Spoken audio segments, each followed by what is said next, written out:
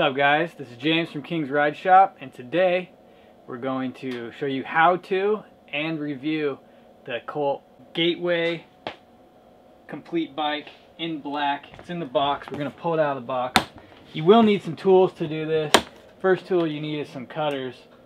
Opening the box obviously helps, but the other reason you'll need the cutters is because a lot of the bike is zip tied together inside the box here. This is the seat, if you couldn't tell.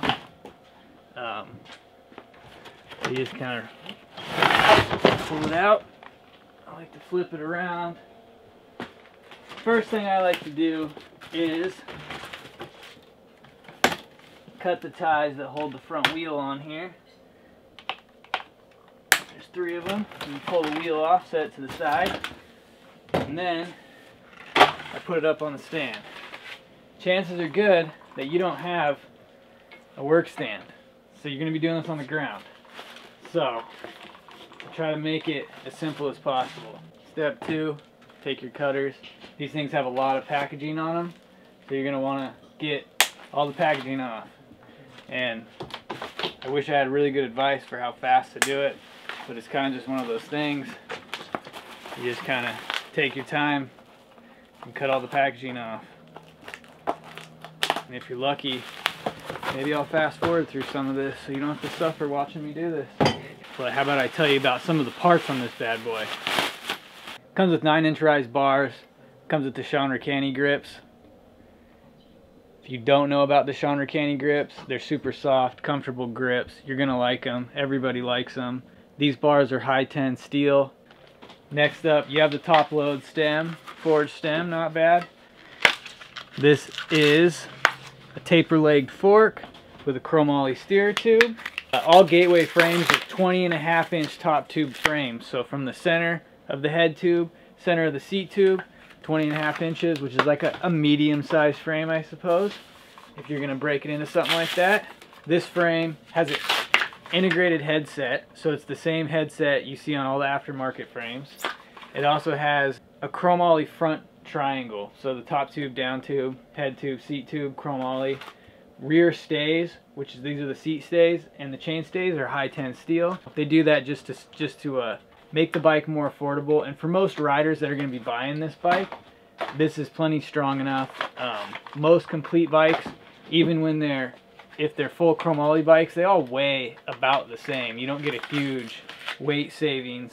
The chromoly just offers a little bit more strength, but like I said, if you're starting out, this is going to be more than strong enough for you. This bike has a mid bottom bracket, so the bearings in the bottom bracket are the same bearings they would use in an aftermarket frame, and it features 3-piece heat treated chromoly cranks with pinch bolts.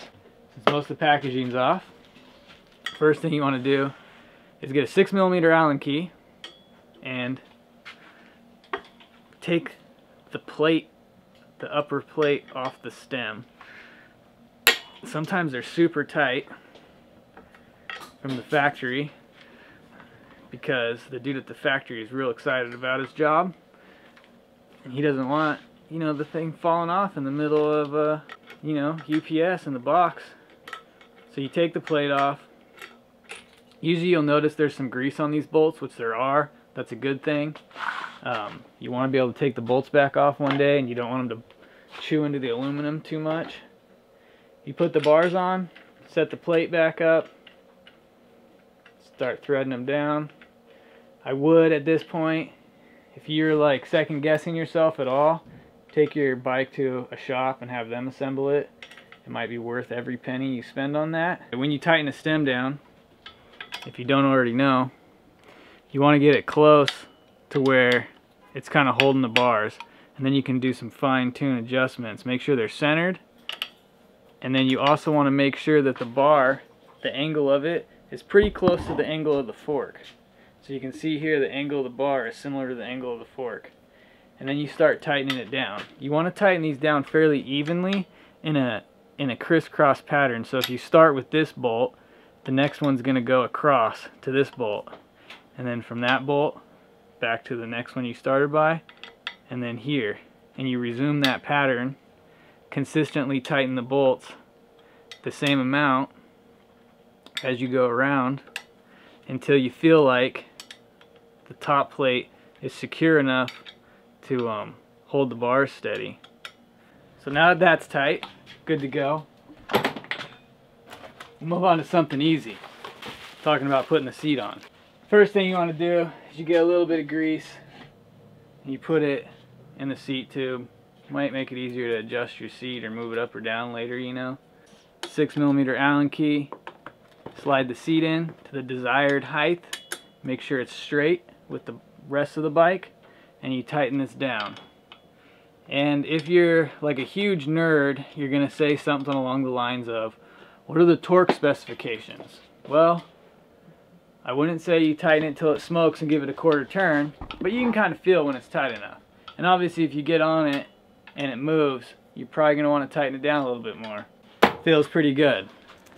And look, Colt hooks it up, the cool cable wrap. Wrap that baby around there, looks all nice. Dang, look at that. And here you go, pro tip right here. Get yourself a 5mm Allen key and a 13mm open end wrench. All these bikes, when they come from the factory, they got too much spring tension on the brake. So if you take the 5mm Allen key, put it in the mounting bolt on the brake, and then this is the spring retainer right here. The spring is inside here. You can put the 13mm slotted wrench over the top of this cap. You can loosen the mounting bolt and it allows you to adjust the spring tension. Just let some of the tension down and then tighten the mounting bolt back up and it'll hold the spring in that position. And you got to do it on both sides. Check to make sure the brake pads are also contacting the rim. You want to do a toe in on the pad. So the brake pad, when it connects to the rim, you want the top of the brake pad to hit slightly before the rest of it, kind of giving it like a flexing motion, and it'll reduce like chatter and different noises and things like that. Most of the time at the factory they adjust them pretty well, so if you don't want to mess with it, I don't blame you. Also, to adjust it, you just loosen it to adjust it. Do not take the pad off or move the washers around. That's not how it's done. They're in the correct order. Make sure you keep them that way. If you want to check, make sure the rear axle's tight. Sometimes at the factories they don't tighten them up all the way. On the review end, this is a fully sealed bearing rear hub. Sealed hub shell bearings and driver bearings. Super nice hub. Has this cool rim on it too. This is a single wall rim, which is common on a bike at this price point. The 2.4 wide, you know, slick tires, which are pretty tight. Next thing we're gonna do, and you pull out the parts box, which contains all your favorite stuff. Oh, reflectors, don't want to miss out on that. Comes with your owner's manual, which is obviously really important to read. If you don't know how to ride a bike, it should not help you with that. It comes with the original Colt PC pedals. I actually run these pedals on my bike, so I like them. So these are the pedals. If you don't know how to put on pedals, this is probably a good little lesson here. So there's a left pedal. This one's marked obvious with a sticker and an L. And there's a right pedal. One other way, it says on the spindle right here, see it says CRR. Yeah. It also has the R sticker. But the other way to tell is left pedals generally have some grooves on the spindle and the right pedal doesn't. It's smooth. See that? You want to grease these babies up a little bit. Put a little bit of grease on each thread. Yes, this is a spoke. They're good for other things than just wheels. So left is left if you're staying over the bike. So this is the left pedal. It threads in left hand thread. So I'm going to turn it going forward to thread it in. The right one is regular thread. Again, I'm going to turn it forward to thread it in. I would imagine most pedals are 15mm. If you have a regular 15mm wrench, that does the trick. You want to get fancy, and you know me, I like to get fancy. You can get a pedal wrench, it's 15mm. Some pedals, like the DAC pedals, the Odyssey, Grandstand pedals, a few other ones have a 17mm spindle on them, and you need a 17mm wrench, but most are 15. Anyway, you thread it forward, and once you feel it get tight, give it a little snug, The reason they thread the left pedal backwards is so that when you pedal the bike, the pedal tightens, because if you flipped it around the other way, when you pedal the bike, it'd loosen the pedal and your pedals fall off. Next step, check and make sure all the cranks and all the nuts and bolts are all tight. The side arm's a 6. The drive pin bolt's a 6. The pinch bolts are 5 mil. Next step, the front wheel comes with a sealed bearing, front hub on it. This wheel, right out of the box, should spin for like 20 minutes on a good push. You see that? Smooth. It's already been 20 minutes, it's still going. Yeah. I stood there for 20 minutes. You slide the wheel up in there. It comes with these little goofy hook washers that go into the fork. I don't know if they'd really keep the wheel on, but we can all pretend.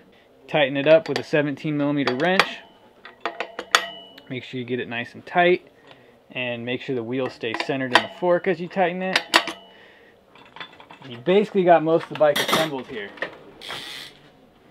Put it on the ground, and the things you want to check. You want to make sure the stem is in line with the tire.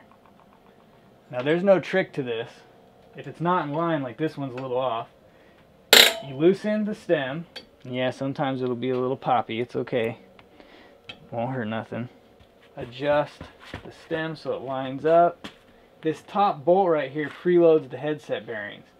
So if you go cranking on it, it'll just crush the bearings. So I would recommend just leaving it alone, since there's no play in the headset. Just make this stem straight with the tire and tighten the stem back up.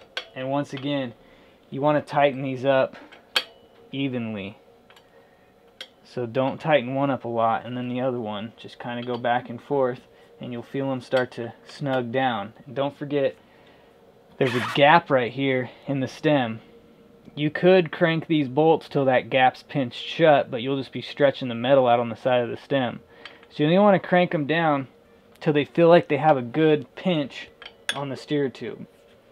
And if you fall hard and your bars move, it's okay. You just loosen them up and fix it. And that's it. One thing you want to check is the air pressure in the tires. Make sure they're pumped up to anywhere between 35 and 65 psi, and you're ready to ride. Thanks for watching, guys.